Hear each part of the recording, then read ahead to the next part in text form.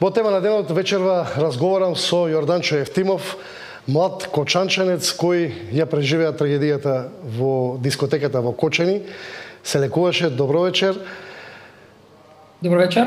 Ова интервју требаше да го правиме во студио, но по препорака на вашите лекари дека се уште е рано за комуникација поголема со луѓе, го правиме вака преку социјалните медиуми. Ти денеска беше во Кочани на контрола.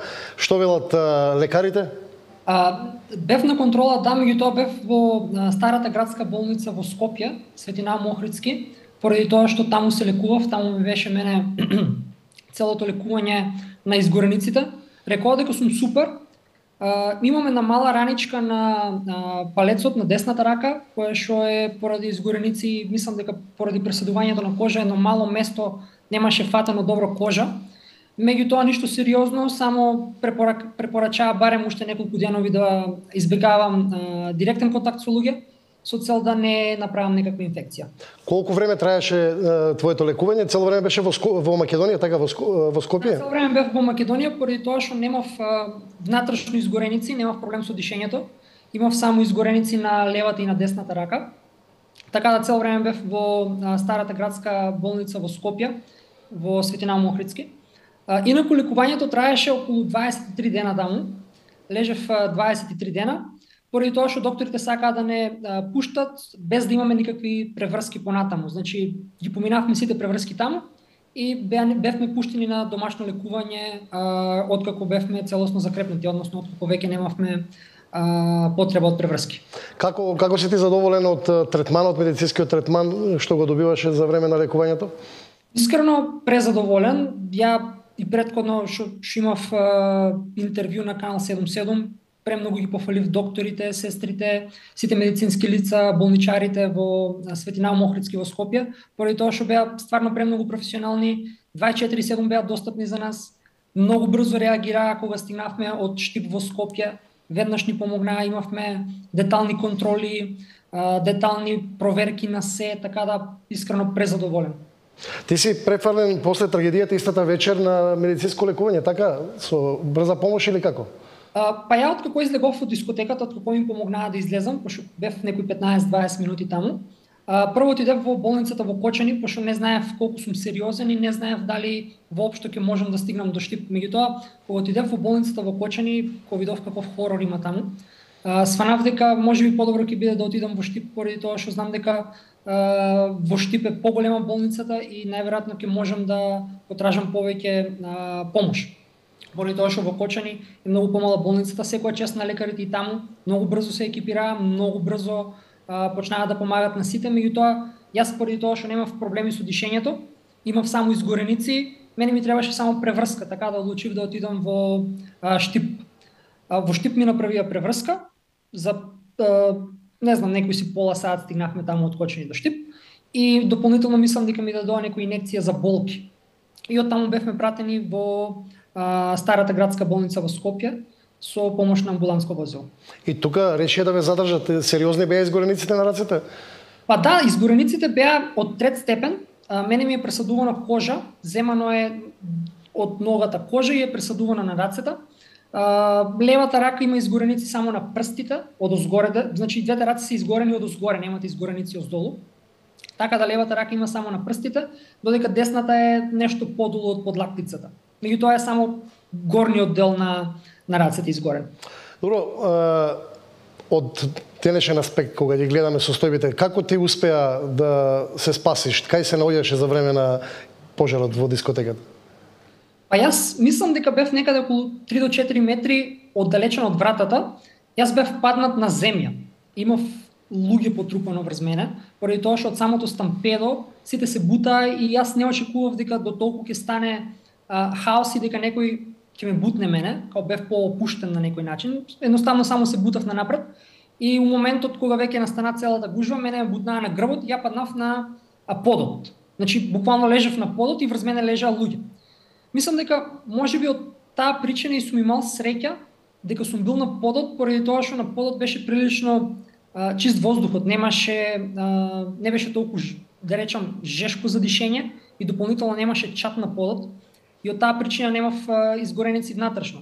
Меѓутоа од самата топлина која што се ствараше во просторијата во дискотеката, ми изгореа рацете.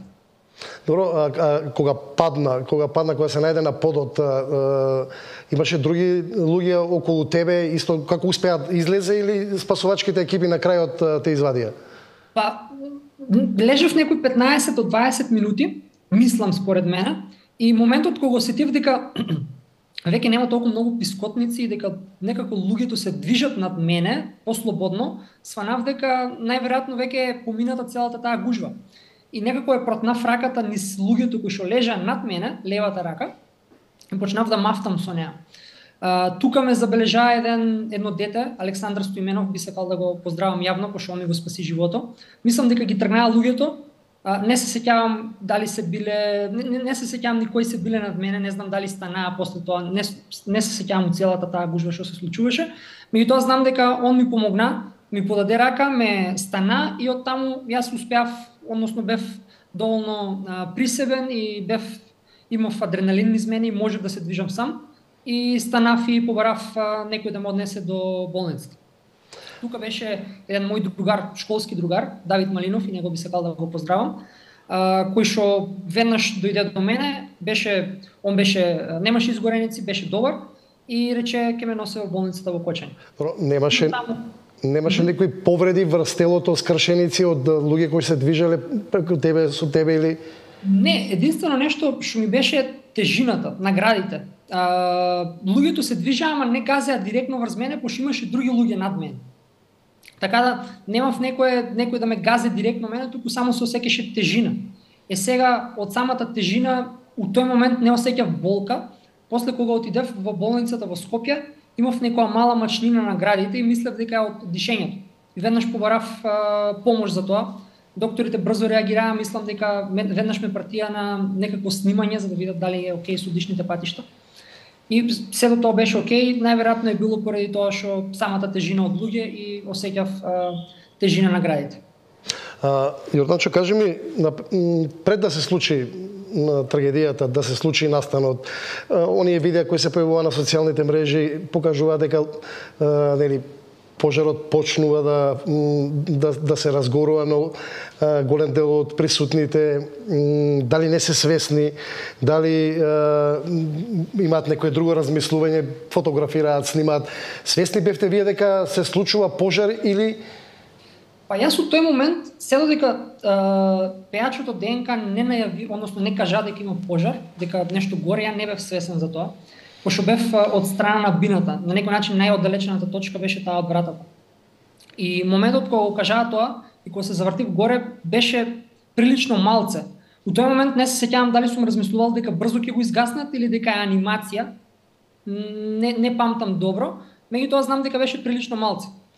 Моментот веќе кога втор пат не предупреди да излаваме, веќе сите го сванаа сериозно и потребни беа 30 секунди за да стигнам јас од местото кај што бев до местото кај што паднав и веќе беше целото запалено. Прилично брзо се ширеше пожарот. Не беше тоа као да имаш доволно време да реагираш, туку за нешто помалку од една минута мислам дека се запали целото.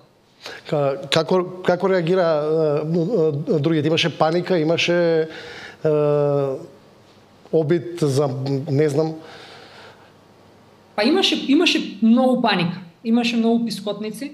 Јас у тој момент не видов ништо поради тоа што бев потрупан со луѓе. И беше само темно, не памтам ништо дека не памтам кој како реагирал. Само знам дека јас кога станав имаше прилично многу луѓе кои што помагаа. Единствени двајца кои ги памтам се тој што ми подаде рака, Александар Стоименов, и Давид Малинов кој што ме однесе во болницата. Други лица не памтам, пошто само гледав да излезам и да побарам права помош. Сега кога си на домашно лекување со дел од луѓето кои се пријатели, кои се бил на местото на настанот, кои преживеале или кои се живи, претпоставам дека сте разговарале. Како ги анализирате состојбите? Дали можело да се избегне, да речеме, дали можело од некој начин да се излезе на друг начин преку одредени прозори, ако постоело или? Па, од тоа што знам, мој другар кој што беше исто со мене на масата, Он им излезено порано поради тоа што бил поблиску до вратата у тој момент. Беа отиделе да земат пиење и у тој момент се најделе многу поблизу до вратата и излезеле без повреди. И веднаш шом излезел се вратил за да помага, односно за да ги извлачат луѓето. Мислам дека како втори излез у тој момент го користиле еден прозор од билетарата. Според тоа што ми го кажа, и мало некако излез преку дискотеката да влезеш во билетарата, некоја врата, и оттаму низ билетарата од прозорот го скршиле за да може да излегуваат луѓе. Тоа мислам дека како втори излез го имат користено. Сега предпоставувам и мало и други врати, меѓутоа или се били заклучени или не сме ги ни знаеле, пошто никогаш не сме користиле некоја таква врата во дискотеката и никогаш не сме се надевале дека вакво нешто може да се случи. Ѓорданчо, ти си млад човек, да се преживее ваква трагедија е сигурно остава трауми, но гледам полн си со енергија. Понатаму во животот продолжуваш како човек кој што предпоставувам ќе продолжи да се бори, да произведува. Ти се занимаваш, мислам дека со информатика, така? Да, јас сум софтверски инженер. Софтверски инженер. Што би им порачал на пријателите твои кои што ја преживеа оваа траума после тоа дека за понатаму? Па, искрено, ова е преголема трагедија за Кочани. Мислам, стварно ќе остави траума на многу луѓе. Јас искрено супер се носам, не знам како, многу ми помага работата во овој момент, поради тоа што сум дефокусиран од целата таа трагедија, значи се фокусирам на работата и не го размислувам тоа. Можам да кажам дека стварно немам никаков психички проблем поради тоа што самата работа ми помага, јас уживам да програмирам. Сега не знам што да им препорачам на луѓето поради тоа што пак е голема траума. Јас имам видено слики и видеа што се има случувано и за мене тоа изгледа како на филм. Поради тоа што јас ништо од тоа немам видено во живо. Додека ако го имав сето тоа преживеано и мислам го имав да го имав сето тоа видено, можеби јас ќе сум имал некоја траума или не знам, да не можам да спијам ноќ.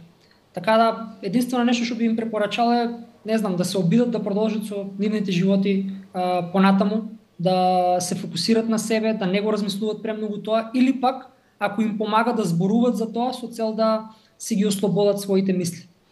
Мене искрено ми помага тоа што зборувам за целата оваа ситуација, поради тоа што не го собирам стравот во себе, туку едноставно споделувам што се случило и не знам, мислам дека тоа е исто еден дел поради кој што ми помага за да го ајде да речам, преживеам сето ова не толку травматично. Ти благодарам многу, апсолутно, и за ова сведочење и гостување во телевизија Сител. Ти посакувам многу успехи понатаму во својата професионална и животна кариера. Ви благодарам многу и јас на вас за се.